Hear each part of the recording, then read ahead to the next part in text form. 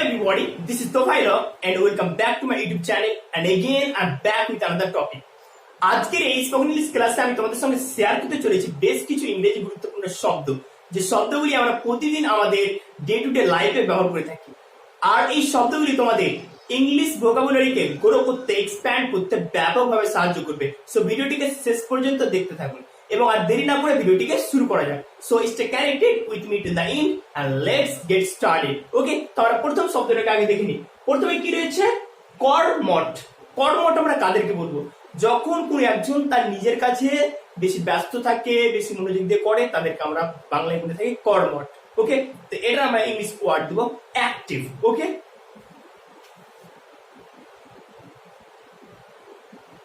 Active মানে কর্মঠ। যদি ধরে না যে আমি আমার কাছে খুব ব্যস্ত থাকি, বেশি মনোযোগ দিয়ে করি, তাহলে আমি বলতে পারি নিজেকে আই এম ভেরি অ্যাক্টিভ। ওকে, তারপরে ওয়ার্ড চলে এলো অলস, মানে তার বিপরীত, কর্মঠের বিপরীত কি চলে এলো? অলস। তো অলস এর ইংলিশ কি হবে? লেজি। লেজি, লেজি মানে অলস। আচ্ছা, তারপরে কি আছে? অসতর্ক। অসতর্ক, তো এটার আমরা ইংলিশ বলবো কেয়ারলেস। কি বলবো? কেয়ারলেস।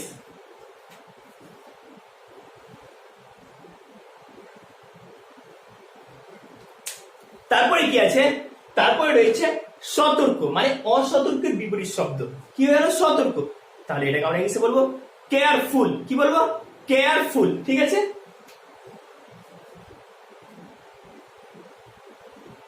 কেয়ারফুল। তারপরে কি আছে? দরকারি। ঠিক আছে, তো দরকারি আমরা ইংলিশ কি বলবো? দরকারি আমরা ইংলিশ বলবো ইউজফুল, মানে যেটা প্রয়োজনীয় সেটাকে আমরা বলে থাকি দরকারি, তার ইংলিশ বলবো আমরা ইউজফুল। তারপরে কি রয়েছে?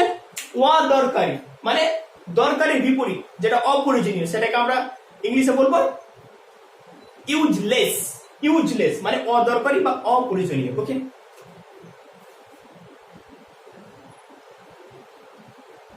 ইউজলেস। তারপরে কি রয়েছে দেখে নাও, তারপরে রয়েছে বিখ্যাত। বিখ্যাত, তো এর ইংলিশ আমরা কি বলবো? ফেমাস। কি বলবো? ফেমাস।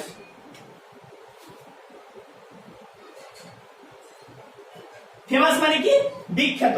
আর তারপরে কি রয়েছে? কুখ্যাত। তো কুখ্যাত আমরা ইংলিশ বলবো নটোরিয়াস। নটোরিয়াস। ওকে, নটোরিয়াস। দেখো, ফেমাস কথার বাংলা অর্থ হচ্ছে বিখ্যাত, আর নটোরিয়াস কথার বাংলা অর্থ হচ্ছে কুখ্যাত। কিন্তু এই দুটোর মধ্যে পার্থক্য রয়েছে। ফেমাস আমরা কাদেরকে বলবো? যখন একজনকে অনেকে চিনে বা সব জায়গায় মানে পরিচিত রয়েছে, তাকে আমরা ফেমাস বলবো। আর কুখ্যাত, যিনি কুখ্যাত হবেন তাকেও কিন্তু অনেকেই চিনবে, তার অনেক পরিচিত থাকবে, মানে তাকে অনেকে মানুষ জানবে। কিন্তু ফেমাস ওয়ার্ডটা পজিটিভ সেন্সে ইউজ করা হয়। Famous politician, famous writer, famous actor, actresses. ওকে, আর নটোরিয়াস কথাটা নেগেটিভ সেন্সে ইউজ করা হয়। স্পেশালি corrupted person কে যখন আমরা বলি, তখন আমরা কিন্তু notorious ওয়ার্ডটা ইউজ করতে পারি, যে he is a very notorious politician। ওকে, মানে notorious কথাটা আমরা নেগেটিভ সেন্সে ইউজ করব। ঠিক আছে, তারপরে চলে এলো জ্ঞানী। জ্ঞানী ইংলিশ আমরা কি বলবো? ওয়াইজ। ওয়াইজ মানে হয়ে গেল জ্ঞানী। তারপরে কি রয়েছে? নির্বোধ। নির্বোধের আমরা ইংলিশ বলবো ফুলিশ। ফুলিশ। ওকে, মানে জ্ঞানীর বিপরীত শব্দ হয়ে গেল নির্বোধ, তো নির্বোধের আমরা ইংলিশ কি বলবো? ফুলিশ। তাহলে ওয়াইজ থেকে কি হয়ে গেল? ফুলিশ। ঠিক আছে, তারপরে কি আছে? তারপরে হচ্ছে সোজা। ঠিক আছে, তো সোজার ইংরেজি আমরা কি বলবো? সোজার ইংরেজি আমরা বলবো স্ট্রেট।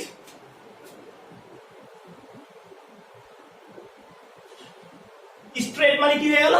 সোজা। ঠিক আছে, তারপরে কি আছে? বাঁকা। বাঁকা। বাঁকার আমরা ইংলিশ বলবো বেন্ট। বেন্ট বা ক্রুক, তো আমরা এখানে বেন্টটাই বলবো। ঠিক আছে,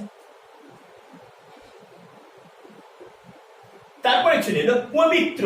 ঠিক আছে, দেখো পবিত্র ইংলিশ অনেক রয়েছে, যেমন রয়েছে পিওর মানে পবিত্র, হোলি মানে পবিত্র, স্যাক্রেড মানেও পবিত্র। ঠিক আছে, তো আমি এখানে কি লিখবো? হোলি। HOLY, হোলি। হোলি মানে পবিত্র। তারপরে কি আছে? অপবিত্র। তো অপবিত্র আমরা ইংলিশ কি বলবো? আনহোলি। আনহোলি মানে অপবিত্র। হয়ে গেল। তারপরে কি আছে? ব্যস্ত। ব্যস্ত ইংলিশ আশা করি তোমরা সবাই জানো। ব্যস্ত ইংলিশ হয়ে গেল কি বলতো? বিজি। বিজি মানে ব্যস্ত। তারপরে কি রয়েছে? শান্ত, তো শান্ত ইংলিশ আমরা কি বলবো? শান্ত আমরা ইংলিশ বলবো কাম, CALM। এখানে এল লেটারটা সাইলেন্ট লেটার, মানে উচ্চারণের টাইমে এটা কিন্তু বলতে হবে না, কিন্তু বানানোর টাইমে বলতে হবে। কাম মানে শান্ত। তারপরে কি আছে?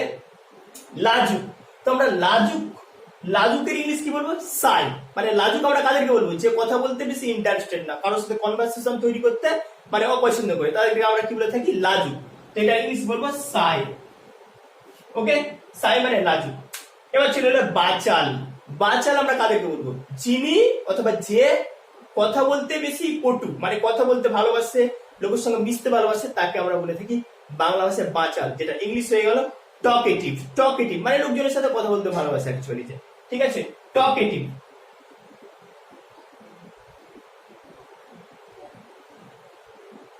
তাহলে টকেটিভ মানে হয়ে গেল বাচাল।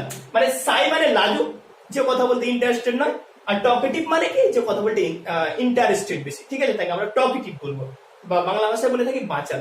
তারপরে কি রয়েছে? কৃতজ্ঞ। কৃতজ্ঞ মানে কি? আগে আমাদেরকে এটা জানতে হবে। কৃতজ্ঞ আমরা কখন বলবো? যখন কেউ আমাদেরকে হেল্প করে তখন আমরা বলে থাকি যে আমি খুব কৃতজ্ঞ, অর্থাৎ আমি খুব থ্যাঙ্কফুল, উপকৃত, ঠিক আছে। তো এক্ষেত্রে আমরা কৃতজ্ঞের ইংলিশটা বলবো grateful. I am very grateful, grateful. Okay,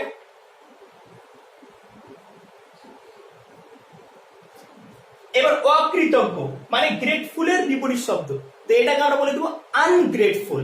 ungrateful, ঠিক আছে।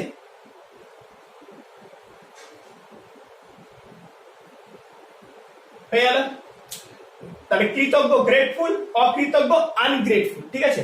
আরেকটা জিনিস বলে দিই যে এই ওয়ার্ডস গুলোকে কিন্তু তোমরা বারবার প্র্যাকটিস করবে, এবং এই ওয়ার্ডস গুলো দিয়ে তোমরা বাক্য গঠন করার চেষ্টা করবে, বাক্যকে তৈরি করবে এই ওয়ার্ডস গুলোকে অ্যাপ্লাই করে, তাহলে তোমাদের মনে রাখা একদম সহজ হয়ে যাবে, ঠিক আছে।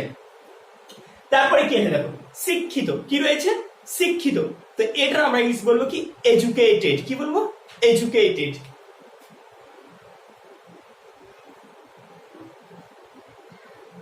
তাহলে শিক্ষিত বিপরীত শব্দে কি আছে? অশিক্ষিত। অশিক্ষিত আমরা ইংলিশ বলবো আনএডুকেটেড। আনএডুকেটেড। ওকে,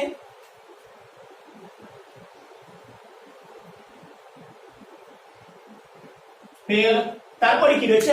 ধার্মিক। ধার্মিকের আমরা কি ইংলিশ কি বলবো? ধার্মিকের আমরা ইংলিশ বলবো পায়াস। পায়াস মানে ধার্মিক। মানে এটা সিনোনিম কি হবে? এটা সিনোনিম হবে অনেস্ট। আমরা বলি না he is a very honest man, তো আমরা যদি বলি he is a very pious man তবুও চলবে, মানে সে খুব ধার্মিক বা সৎ অ্যাকচুয়ালি। অধার্মিক এটা ইংলিশে আমরা বলবো ইমপায়াস, মানে পায়াসের সঙ্গে ইম লাগিয়ে দিব, ইমপায়াস মানে অধার্মিক।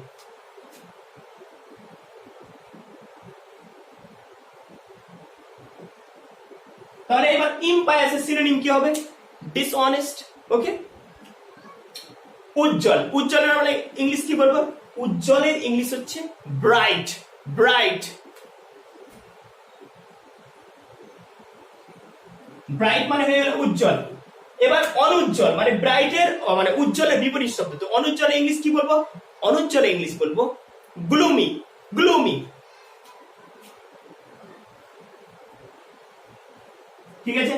তারপরে কি আছে? বিশ্বাসী। এটার ইংলিশ কি হবে? দেখো, বিশ্বাসের ইংলিশ বলবো ফেথফুল। কি বলবো? ফেথফুল, ঠিক আছে। ফেথফুল। এবার চলে এলো অবিশ্বাসী। অবিশ্বাসী, তো এটার ইংলিশ কি বলবো? আনফেথফুল। আনফেথফুল।